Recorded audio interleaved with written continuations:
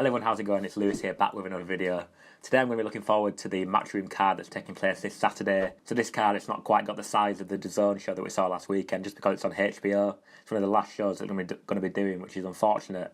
They're going to be coming out of boxing. So it's not the stacked card that we had before, but it's still a good card. So headlining the card, we have Danny Jacobs facing Derevyanchenko for the vacant IBF Middleweight World Championship. Danny Jacobs has a record of 34-2, and Derevyanchenko is undefeated in 12 fights. Obviously, Danny Jacobs' only recent loss was against Gennady Golovkin back in 2017, which I personally think he won that fight. I think that middleweight division, especially in the US sort of territory, is really exciting. So you've obviously got Golovkin in there, you've got Canelo, who's sort of moved up, but probably will come back down again, I imagine. Then you've got the likes of, Andrade, who we saw fight at the weekend, is really impressive. So, if Danny Jacobs can win this fight, there's some brilliant fights that can come in the future. And obviously with the might of DAZN and Eddie Hearn behind him, I think, he can make these fights happen fairly easily. Eddie Hearn's in charge of Andrade, and, with Canelo being with DAZN, it makes these fights really sort of possible to happen. I think that Danny Jacobs will win this fight, I think, is just a bit of a cut above Derevyanchenko, but don't get me wrong, Derevyanchenko is very talented. And I do think he'll put up a good fight. But I do think Danny Jacobs will come out on top, and then hopefully we can see these sort of super fights at middleweight now on DAZN and Sky Sports.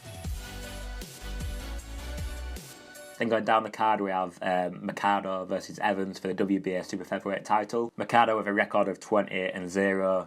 Evans with a record of 20-1. And that super featherweight division, again, is really exciting, especially sort of stateside. Some brilliant fighters there, Gervonta Davis, and we saw Tevin Farmer at the weekend and how impressive he looked. I think Mercado will come out on top, and then, again, there's some brilliant fights that can be made, so I'm really excited.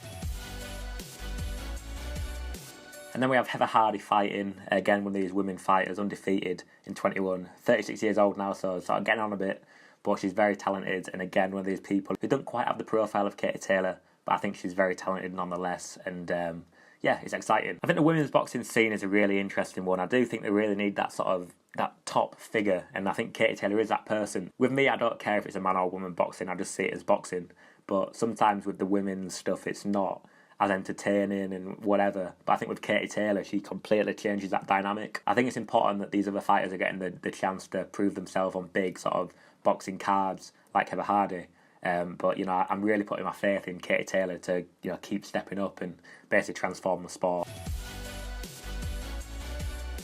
I think it's a decent card. Obviously, it's not as good as the one at the weekend or previous Eddie Hearn ones, and that's fair enough because it's on HBO. There's only so much money that can go into it. Let me know who you think it's going to win between Jacobs and Derevyanchenko.